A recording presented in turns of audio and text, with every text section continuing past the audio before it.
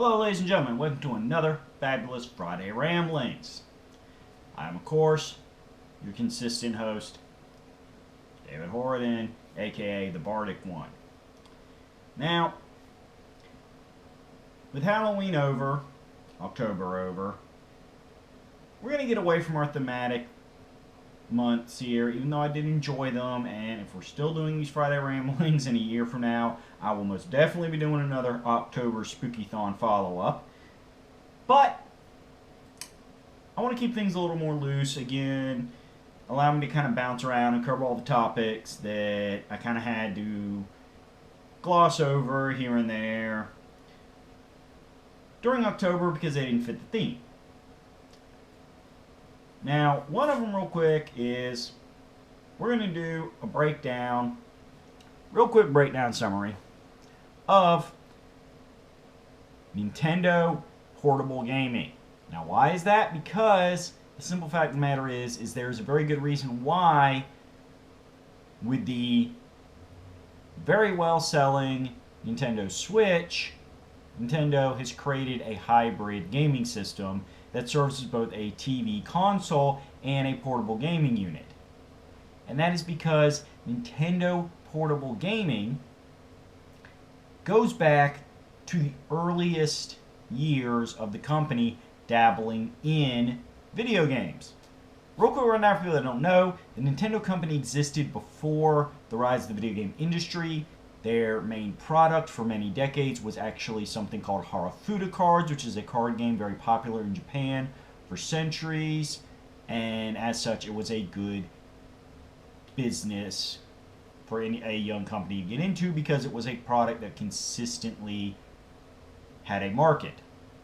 You can still get Nintendo licensed Harafuda cards in Japan, although they are now much more of a fan collector thing, and they can be kind of expensive. But, as I said, we're dealing with the portable nature of things here. So, we're going to do a real quick rundown of portable hardware. Now, I already mentioned the Switch, so we're not really going to go too deep into that. And as I said, the Switch is kind of a hybrid. But we're going to count down everything Nintendo did before deciding, instead of having a separate TV console and a separate portable console division, we're just going to kind of make a console hardware that does everything. But it's a long journey to that, folks. It's a journey that ran, over 30 years. So let's begin. In 1980,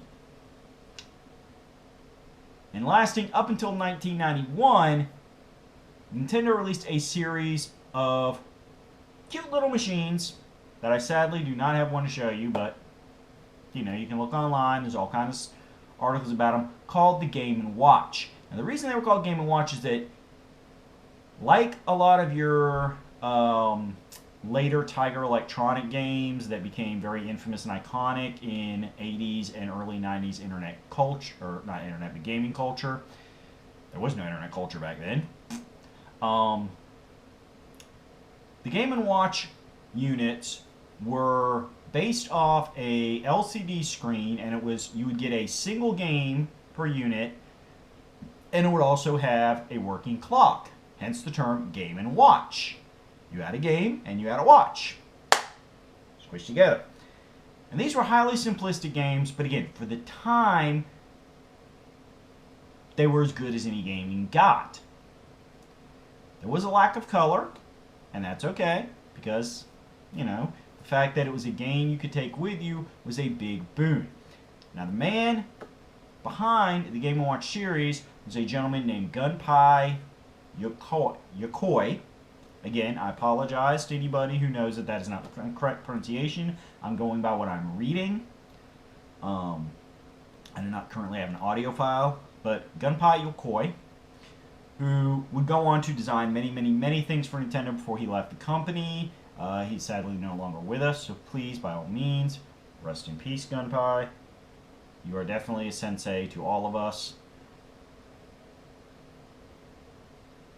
And these were a major boon for Nintendo. They were extremely popular. To this day, the most popular of the Game & Watch games, of which they made 60, have been referenced in many later Nintendo games, including the Game & Wario series, some of the Nintendo Party games, and of course, for those people who play the Super Smash Bros. Series, the fighting character known as Mr. Game & Watch, who does not represent a single character, but the generalized humanoid protagonists of the vast majority of Game & Watch games. Now, even though that series ran up through 1991, in 1989, Nintendo decided to take their portable gaming to the next level. Now, the games were still in black and white, but now we had the Game Boy. And yes, folks, this is where I came in. I have a Game Boy that I have owned since not 1989. I believe I got it like late 90, 91. I was not a day one buyer, but I did get it as a Christmas gift early into the Game Boy's run. And you know what? This unit, even though I'm lacking batteries for it, and there's no cartridge in it, I do have some cartridges in storage. I do test it every couple of years. It is still a functional unit. Alright? And that speaks volumes about how well designed these were. Now this, like what we think of games, as I said, they have cartridges. You can swap these out. This was a huge boon for the portable gaming market at the time. You had your D-pad, which again, Gunpei Sensei created the D-pad. Your select start, BA, just like your NES console. Now, as far as the Game Boy goes, the biggest thing that made the Game Boy work and made it excel as a well, I don't want to call it console because console you shut up, but it is technically a generic term, but as a portable piece of hardware, definitely a portable handheld console. Let's go ahead and use that word because that's what most of the words in your big tech magazines will refer to portable systems as, is handheld consoles. I usually use the term console to refer to stuff that plugs into a TV and stays in your house, but for consistent wording, I'm going to go against my personal instincts and go with more official industry terms. Now, like the NES, it did have 8-bit graphics. And while there were a few ports of games, primarily they did have their own original games, even if they were spin-off franchises. The Mario Land series premiered on the Game Boy, both Mario Land 1 and 2, as well as Mario Land 3, which is also Wario Land 1. Wario Land premiering in the character of Wario debuting in Super Mario Land 2. I own all 3 of those games, but as far as gaming, the game that really carried sales for the Game Boy and allowed it to beat out its competitors in the market, including Sega's Game Gear, Atari's Lynx, and NEC's Turbo Express, which was a portable version of the TurboGrafx 16, was partly it had some of the best battery life of any of those, but partly the games. As I said, you had your Mario, Legend of Zelda Link's Awakening, which recently got a big remaster port, super deluxe version on the Nintendo Switch. You had Metroid 2 Return to Samus, which itself got a remake a couple years ago for the Nintendo 3DS, which we're going to talk about later. Slight spoilers. But the one that carried the console was Tetris. Now, Tetris existed. Tetris already had a fan base. But the Game Boy port, see, I try to say base and boy together, and that's what you get. The Game Boy port of Tetris is what really took it off. Something about Tetris, as addictive as it was to play at home, the idea of taking it on the go just gripped the nation. Like, everybody in America wanted Tetris on the go. They wanted to just be able to sit there on the bus ride, waiting in line, just click it on and just play Tetris. Play a couple rounds of Tetris. It was so many ways, it was a perfect game to port to the Game Boy. And to this day, many people can, when they think of Tetris, think of the Game Boy port. At least people from my generation. Obviously, people that didn't come around until the age of tablets and smartphones think of the modern Tetris ports. But yeah, for those of us who were around for the Game Boy, yeah, we may have first played Tetris on our home consoles, but that Game Boy version is the one we think of first and foremost when we hear Tetris. Now, how good did the Game Boy sell? Well, first of all, its lifetime was 1989 through 2003, although 2003, not necessarily in every market, but through the early 2000s. It had a good 11-year run. Now, it sold worldwide 118.69 million units. Now that does cover some of the variations, different color to it. This is the original color, but they did eventually re-release it with different color skins, I guess you'd say. Tetris itself, as the best-selling game, sold 30.26 million. The fact is, these were great sales.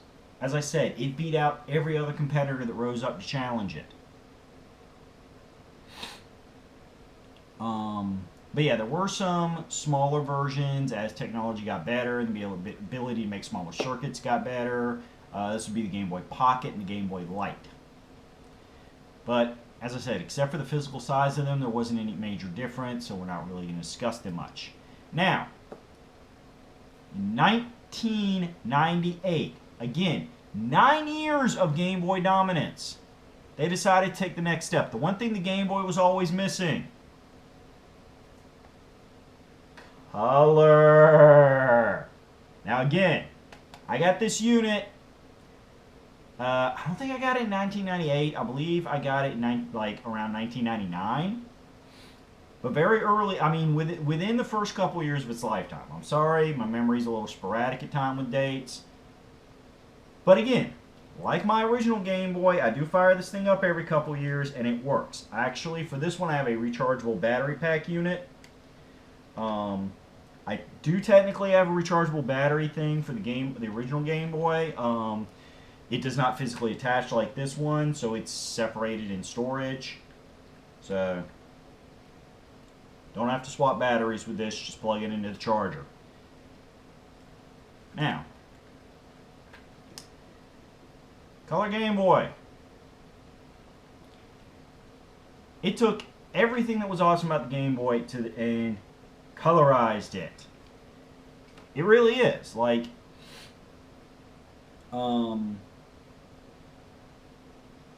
it was a major advance in the hardware that nobody ever really had a problem with. It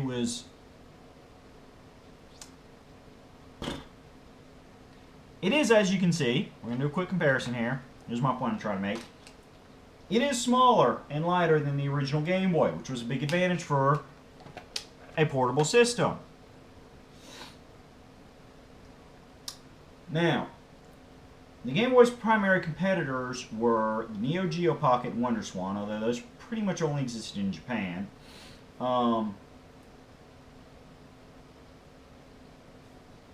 Here in America, nothing. The Game Gear had been discontinued in 1997. Neo Geo Pocket Color was briefly released in 1999, but didn't have the software to back up the market. Now, the best-selling game of the Game Boy Color was Pokemon Gold and Silver. This would be, aka Gen 2 of the Pokemon games. Gen 1 was a original Game Boy release. Now, Pokemon Gold and Silver sold 14.51 million copies. So this was a big boost to the Game Boy Color sales. Among some of the other iconic games were, hold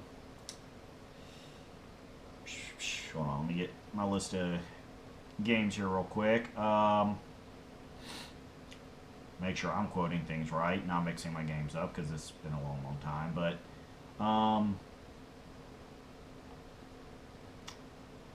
yeah. Let me see.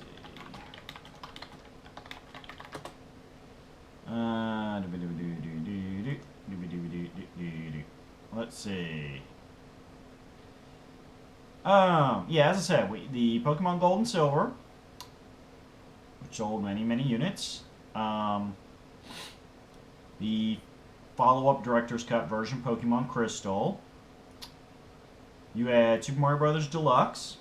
You had The Legend of Zelda, Oracle of Seasons, and Oracle of Ages. The previously mentioned Link's Awakening got its first remaster for the Game Boy Color with Link's Awakening DX, because it was just such a hugely popular game, it made sense. Go ahead and release a full color version of it. While games for the original Game Boy would play in the Game Boy Color, which is a very important thing to keep in mind, backwards compatibility, because that was one of the things that helped define Nintendo's portability. The original games would play in their original monochrome form, or if they had some coloring, it was really awkward coloring. So, yeah, games like Legend of Zelda were re-released in full color versions to take full advantage of the Game Boy Color. Now, the first major jump in Game Boy hardware came actually in 2001. And once again, I was there. That is the Game Boy Advance. Now, I do not have a working Game Boy Advance, but I'm going to have the next best thing in just a minute. The Game Boy Advance, like the Game Boy Color, had games in full color, but the Game Boy Advance took things up to the 16-bit level graphics. And the Game Boy Advance sold 81.51 million units, which is, you know, not 115 million, but still incredibly well. The big thing about the Game Boy Advance was it was designed in a, as opposed to this, the primarily vertical portrait style, the Game Boy Advance was designed landscape style. So the screen was centered, and then you had the buttons on the side. Now, if this sounds familiar, yeah, don't worry, folks, we're going to get to that. Don't jump ahead of ourselves.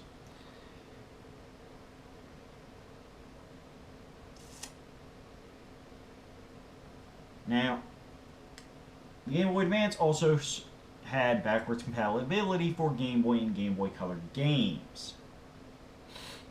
So, once again, Nintendo was making sure that they were not splitting their fan base by making them feel like Nintendo was turning its back on its pre-existing game market. On the console side, Nintendo would eventually get there with the Wii being backwards compatible with GameCube and the Wii U being backwards compatible with the Wii. It took a long while for the home console market to get there, and you know that's the thing. We're not going to talk much about the home console market, but that was one of the strengths of Nintendo's portable planning, was constant backwards compatibility. That meant if you owned a Game Boy Advance, you could play basically every portable game Nintendo ever made on one unit. This was huge because, as I said, you had a massively open market. Now, the best-selling game for the Game Boy Advance was Pokemon Ruby and Sapphire, which sold 16 million units combined between the two games. Now,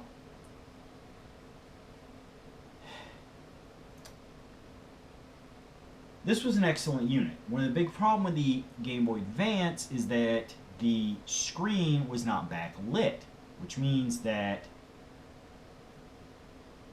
one of the key problems with it is that, like the original Game Boy, you had to have games in you had to have a certain lighting scheme going on to clearly see the screen. And you know, again, as somebody on Game Boy Advance, I will admit that meant there were times that I couldn't play the games optimally or at all if I really didn't have the ability to change the angle of my light or even add light. Like, for instance, riding the back of the car on road trips, it's the evening because we're heading back from a long day. There's just not enough ambient light out from the outside coming into the car to play the game. So, Nintendo, in 2003, looked at that as one of the major criticisms of the console, and also the fact that they really wanted to start pushing the idea of an internal rechargeable battery, and came up with what I do have to represent the general Game Boy Advance generation, which is the SP. Now, the big thing the SP does, besides having the rechargeable battery, is we're introduced to the clamshell hinge design. Now, this will be very important for our next couple generations. Now, officially, the SP stands for Special.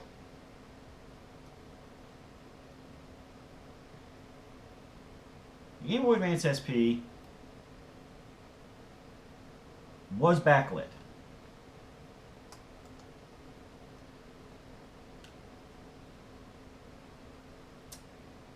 Now, it still wasn't super perfect backlit. There are later models in the back end of the Game Boy Advance SP's runs had an even broader backlit screen, but even these original versions were so much better than the original Advance. That's why ultimately I kept this one for my long-term museum collection and traded in my Game Boy Advance. Credit. Now, like the original Advance, this is backwards compatible with Game Boy and Game Boy Color. And it is awesome. It was fun.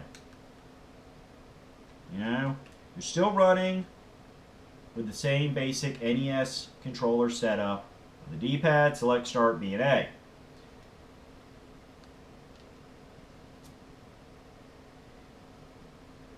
Now,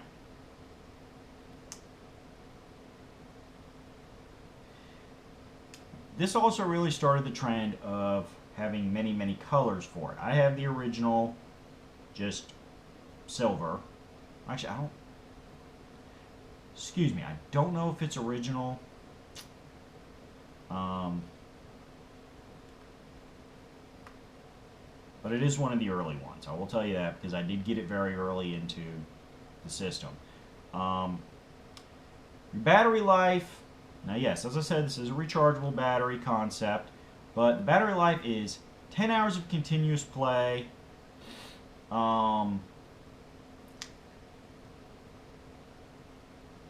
Using the...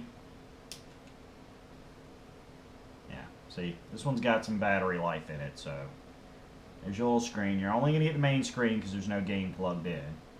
But, see, proof, it still works. But you got anywhere from 10 to 18 hours depending on how brightly lit the backlit screen was, on which model, and it would take no more than 3 hours to recharge. So that's a good playoff, especially because if it wasn't 100% dead when you plugged it in, you could play it while it was charging. which part of the reason I got the battery chargers for my older units back in the day was that same appeal of being able to play it while it recharged, not scrambling for batteries, you know. Now, physically, the Game Boy Advance SP is slightly more than half the size of the Game Boy Advance when closed and roughly the height of Nintendo's Game Boy Color when open. So, you know, on that front, you're still going with a nice, low weight, easy to carry in your pocket model, which is very important for portable gaming. One of the biggest cons of the Game Boy Advance, which never really bothered me too much because I'm not a big audio person, was that Nintendo did remove the TRS headphone jack from the SP, which had been included in all previous Game Boy models. They would later release a headphone adapter for the Game Boy Advance SP that could be specially purchased that plugs into the same port as the AC adapter, which means you can use the headphones but not while you're charging the SP. So, it was kind of a touch and go. Now, in 2005, we moved to stuff people really are going gaga for. The Nintendo DS.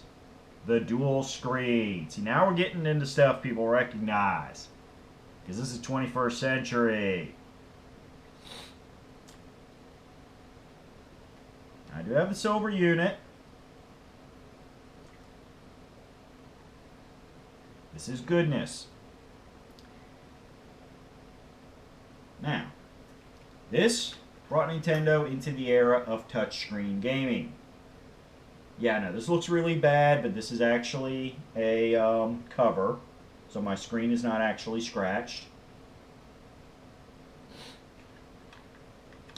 This unit does work, although I do not have any games plugged in it currently. I think it's got, yep, it's got some charge. See, there's your proof. Woo! Yeah, see, no games inserted. The big thing is, continuing the idea of backwards compatibility is this is, yep, I'm sure I'm looking right. Yep, this is your slot for your DS games. And on the bottom, you could have a slot for your Game Boy Advance games. Now, unfortunately, it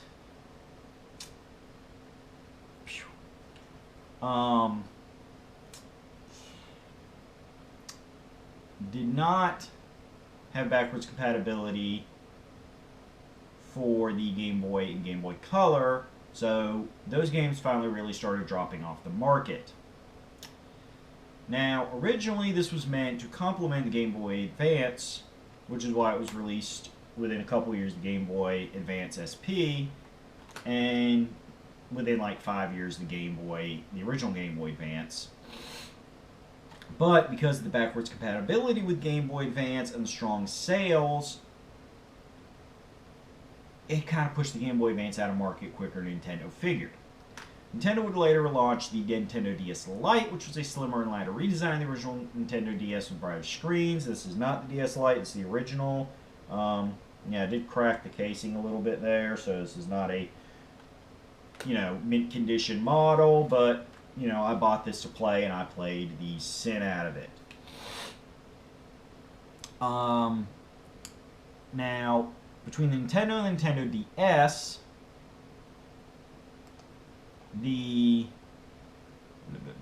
yep, hold on, let me just, I'm verifying my numbers here.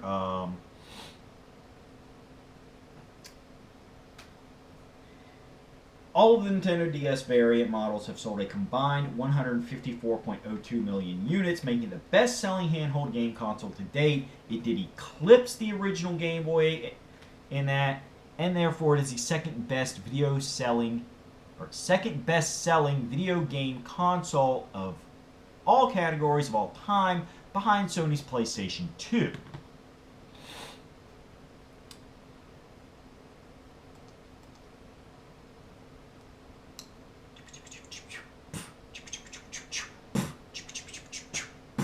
Now, the big advancement as far as the game cartridges go is that we moved from full-blown cartridges with Nintendo DS to more of the card system. Nintendo DS games are very thin. They're basically a little larger than a standard SD memory card. That is why you have two different slots. Now, personally, I always liked that feature. It's one of the things that really made me fall in love with the DS because I could keep a DS game here and an advanced game here, so I could switch back and forth between them without a lot of reloading. It's only when I wanted to play a different advanced game. Now, of course, the next Pokemon generation game, Pokemon Diamond and Pearl, and its follow-up Platinum, were top-selling games for the Game Boy Advance.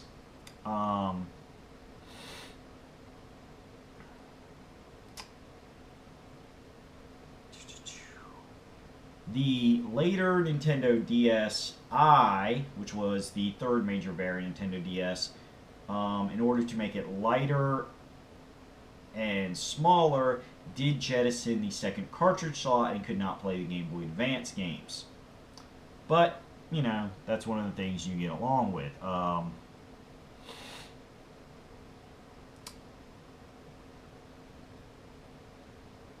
As I said, these games, this was huge. This is one of the things that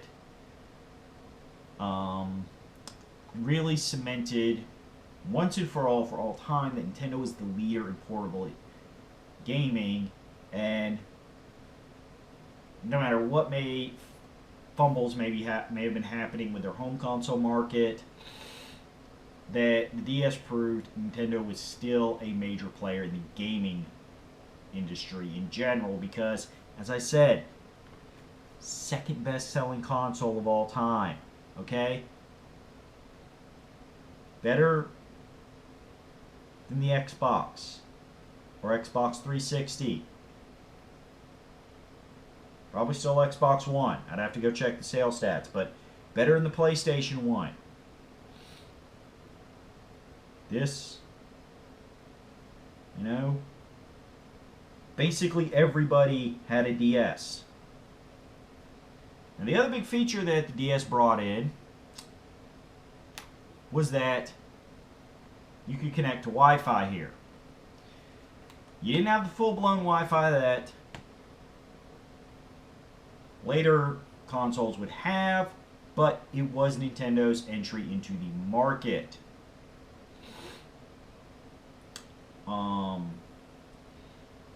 Major game that helped launch this was Mario Kart DS, which makes sense because the Mario Kart franchise was a big established franchise at this point.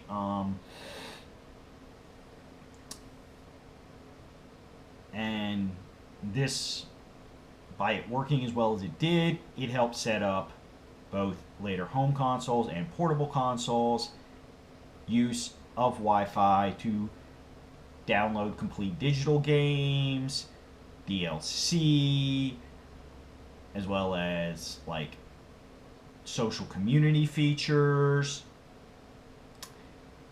It was a great system. And to this day, a lot of people still have the DS. They make homebrew DS games.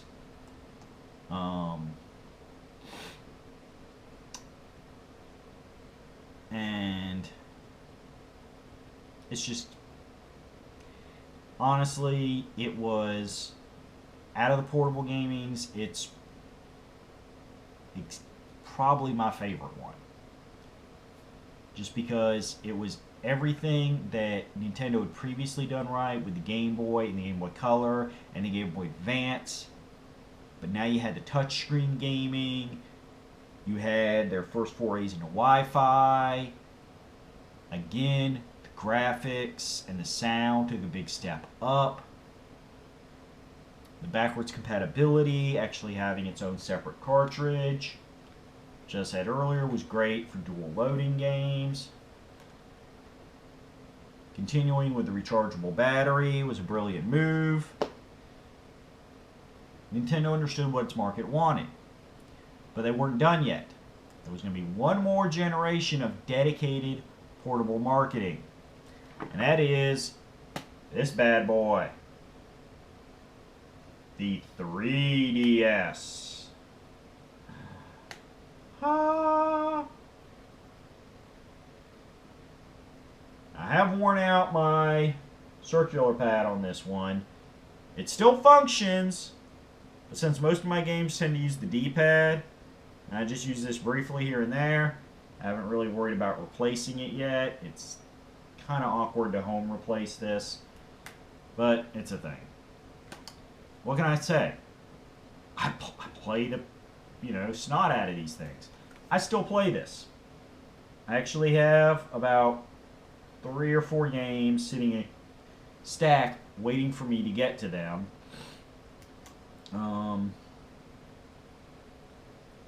This is actually an original DS game.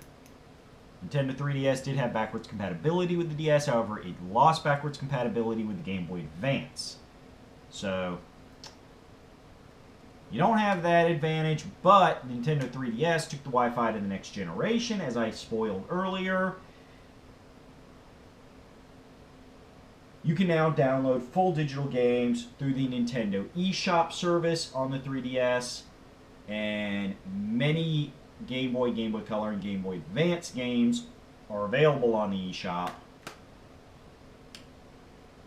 And in fact, actually let me go ahead, I'm going to show this off for you real quick. Boot this up, because as I said, I still play this, so you're darn right this has power to it. I actually have a pretty good run of older portable games here. I don't know where you're going to see this, but we have Tetris, Alleyway, Donkey Kong, Super Mario Land 1, 2, Wario Land, Super Mario Land 3, Wario Land 2 on Game Boy Color, Legend of Zelda Link's Awakening DX, which I spoke of earlier, Zelda Oracle of Ages and Oracle of Seasons, Shantae and the Pirate's Curse, Shining Force Sword of Haya, which was actually a Game Gear game. You can get those on there too. And that's it for my portable retros. And you can even get, through the eShop, NES and SNES games on this bad boy. Now what I actually have here officially is not the Nintendo 3DS, it is the Nintendo 3DS XL, because I am an adult and I have big fat hands. I did get the larger version. The big thing, as you can tell by the name 3DS, I can't really show you right now because I don't have a 3DS game loaded and it doesn't show well on camera, but you can, with full 3DS games, show off games in 3D. They are done through stereoscopic 3D effects, which means you do not need 3D glasses or additional accessories. The console was hit market in 2011 for the original 3DS, 2012 for the 3DS XL.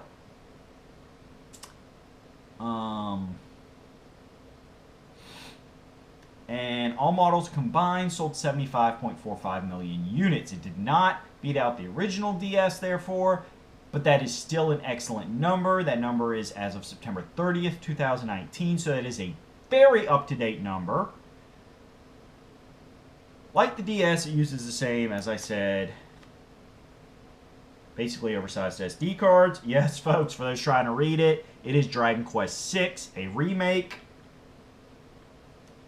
But a remake of a game that was never, the original version of which was never released in America, so, hey, that's the way to do remakes.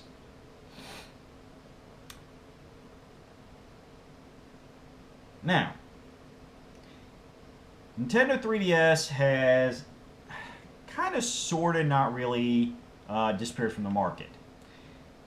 As the Switch continues to sell really well, the Nintendo 3DS is getting less emphasis by Nintendo. They are still producing the hardware. You can still buy it in stores. It has a pseudo follow-up in the 2DS,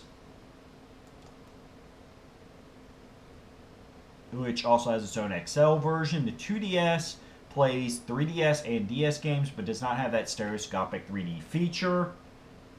And the original 2DS was designed much like the old school Game Boys, where it does not have the clamshell design. It just sits open all the time. Although I believe the later 2DS XL went back to the clamshell design. Ooh, yeah. Pardon me, folks, it is sinus season.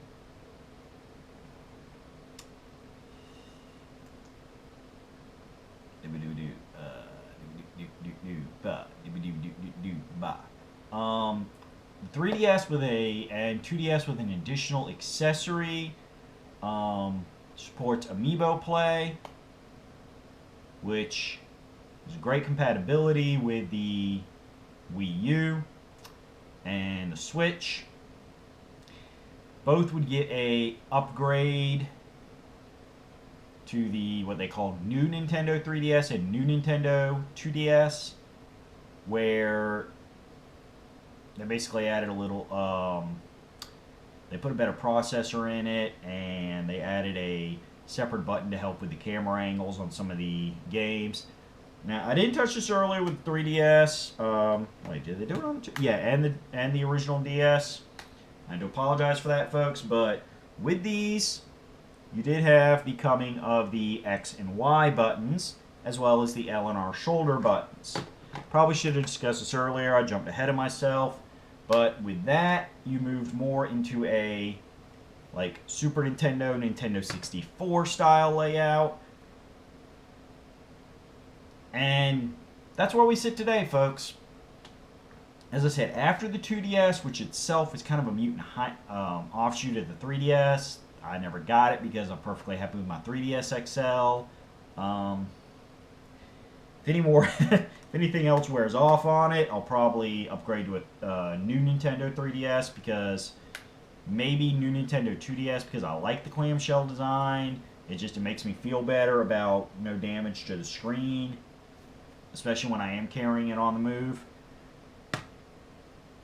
What can I say? I'm addicted to the clamshell thing. It's a wonderful way to prevent screen crackage, or even screen scratching. A lot of folks out there who do their casual gaming on their smartphones and tablets understand what I'm talking about. You got to case those things. You got to screen protector those things. And it's just a lot of money. Get you good clamshell design, portable hardware. All you need to worry about is a screen protector, which I do have on this as well, to just cover it from the minute scratches you get from sliding your stylus over and over and over again. Now, as I said, after the 2DS, we've come into the Switch, which is your hybrid console. I don't know, since the Switch is selling very well and getting great critical response from the industry, I don't know if Nintendo's ever going to come out with another new dedicated portable. I don't speak to Nintendo CEOs or high-level executives. I can't promise the future, but I will tell you this.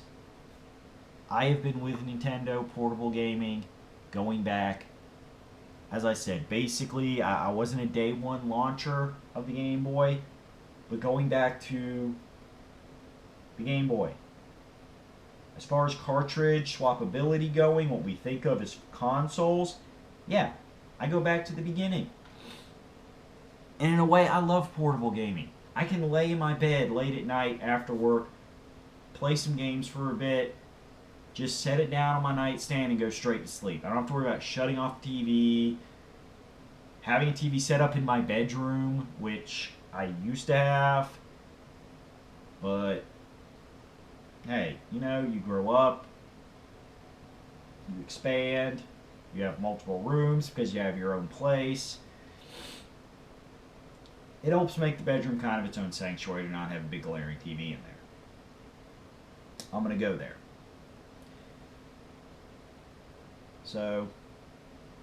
I'm always going to support portable gaming. I'm always going to love portable gaming. Certainly with the era of smartphones and tablets being everybody's go-to electronic devices, the idea of gaming on the go is bigger than ever.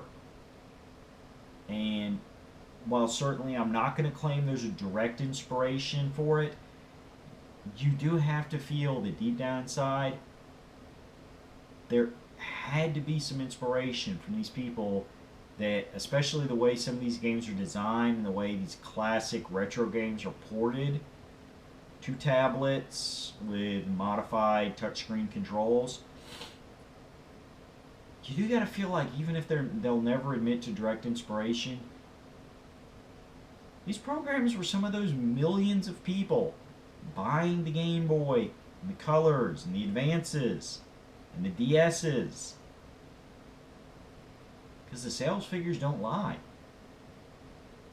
They are a major part of the gaming industry.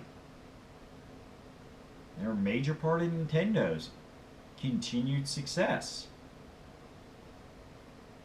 So, by all means, I encourage anybody out there to get a 3DS or a 2DS, whichever you prefer, hardware-wise. Get you some games, check out the eShop, download you some classic games, because even if they're not the games of your youth, you know what? The retro games are awesome. Simple, 2D, just pick it up and play it. You don't have to go through a tutorial and learn complicated controls and combos. Just something you can play. Simple, joyful play.